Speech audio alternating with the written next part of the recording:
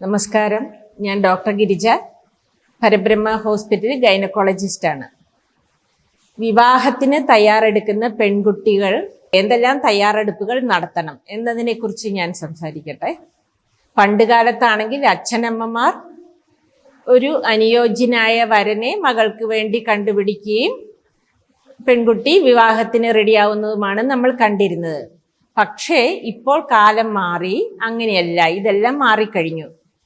പെൺകുട്ടികളുടെ വിദ്യാഭ്യാസം ഉയർന്നതും വിവാഹപ്രായം ഉയർന്നതുമാണ് ഇത് മാറാൻ കാരണമായത്. അപ്പോൾ മാതാപിതാക്കൾക്കൊപ്പം ഊർജ്ജസ്വലരായി പെൺകുട്ടികളും ഇരുന്ന് ജീവിത പങ്കാളിയെ കണ്ടെത്തുവാനുള്ള ശ്രമം ഇപ്പോൾ നടത്തുന്നുണ്ട്. അതിനുവേണ്ടി എന്തെല്ലാം ചെയ്യണമെന്നാണ് ഞാൻ പറയാൻ ഉദ്ദേശിക്കുന്നത്. ഓരോ പെൺകുട്ടിയും, വിവാഹത്തിന് തയ്യാറാവുന്ന ഓരോ പെൺകുട്ടിയും അവനവനെ കുറിച്ചൊരു വിലയിരുത്തൽ ആദ്യമേ നടത്തേണ്ടതുണ്ട്.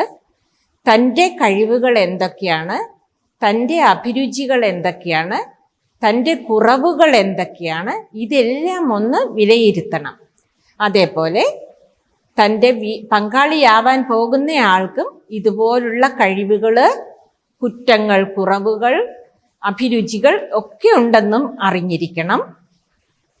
തനിക്ക് ജീവിതത്തിലുള്ള സ്വപ്നങ്ങൾ എന്തൊക്കെയാണ്, എന്തെല്ലാം നേട്ടങ്ങളാണ് ഞാൻ ആഗ്രഹിക്കുന്നത്, ഇതെല്ലാം പെൺകുട്ടി ഒന്ന് വിലയിരുത്തി ആലോചിച്ചുറപ്പിക്കേണ്ടതാണ്.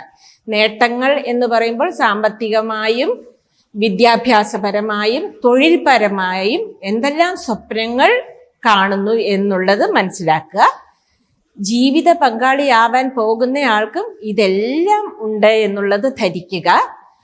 ഇതെല്ലാം രണ്ട് വ്യക്തികളുടെ കൂടിച്ചേരൽ എന്ന് പറയുന്നതാണ് വിവാഹം. പക്ഷേ അതേസമയം രണ്ട് കുടുംബങ്ങൾ അവിടെ ചേരുന്നുണ്ട്, അതേപോലെ രണ്ട് സമൂഹങ്ങളും യോജിക്കുന്നുണ്ട്.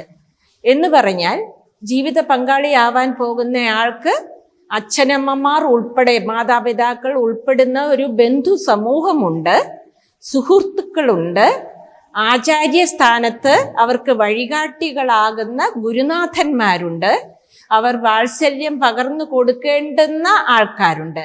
ഇതെല്ലാം ആരൊക്കെ എന്നും മനസ്സിലാക്കാൻ ശ്രമിക്കുക. ഇതിന് രണ്ടുപേരെയും സഹായിക്കാൻ ഇപ്പോൾ ആശുപത്രികളിൽ കൗൺസിലിംഗ് സെന്ററുകളുണ്ട്, വിദ്യാഭ്യാസ സ്ഥാപനങ്ങളും സാമൂഹിക സംഘടനകളും നടത്തുന്ന വർക്ക്ഷോപ്സ് ഉണ്ട്. ഇതിലെല്ലാം പങ്കെടുക്കണം. പെൺകുട്ടികളും ആൺകുട്ടികളും സ്ത്രീകളും പുരുഷന്മാരും വിവാഹത്തിന് തയ്യാറെടുക്കുന്ന എല്ലാവരും തന്നെ ഇതിൽ പങ്കെടുക്കാൻ ശ്രമിക്കുക. അങ്ങനെ അവനവൻ്റെ കുറ്റങ്ങൾ, ഇതിന് ഓപ്പണായിട്ട് പങ്കാളിയാവാൻ പോകുന്ന ആളോട് സംസാരിക്കാൻ ശ്രമിക്കണം. അതിന് വേണ്ടത് തുറന്നു തന്നെ തൻ്റെ കുറവുകൾ മറച്ചു വെക്കാതെ അവർക്ക് ധരിക്കാൻ അവസരം കൊടുക്കണം. അതേപോലെ മറ്റേ ആളുടെ കുറവുകൾ മനസ്സിലാക്കുക, കഴിവുകൾ മനസ്സിലാക്കുക, സ്വപ്നങ്ങൾ പങ്കിടുക. ഇതെല്ലാം ചെയ്തതിന് ശേഷം ശാരീരികമായും മാനസികമായും വൈകാരികമായും വിവാഹത്തിന് തയ്യാറെടുപ്പ് നടത്തിയതിന് ശേഷം മാത്രം വിവാഹത്തിൽ ഏർപ്പെടുക. ഇതെല്ലാം ചെയ്തു കഴിഞ്ഞാൽ വിവാഹാനന്തരമുള്ള പല പ്രശ്നങ്ങളും ഇല്ലായ്മ ചെയ്യുന്നതിന് പറ്റുന്നതാണ്.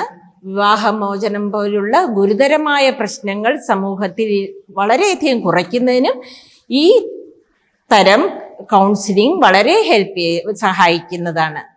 ഇത്തരം ടിപ്സ് കിട്ടുന്നതിനായി ആശുപത്രിയുടെ പേജ് ഫോളോ ചെയ്യുക.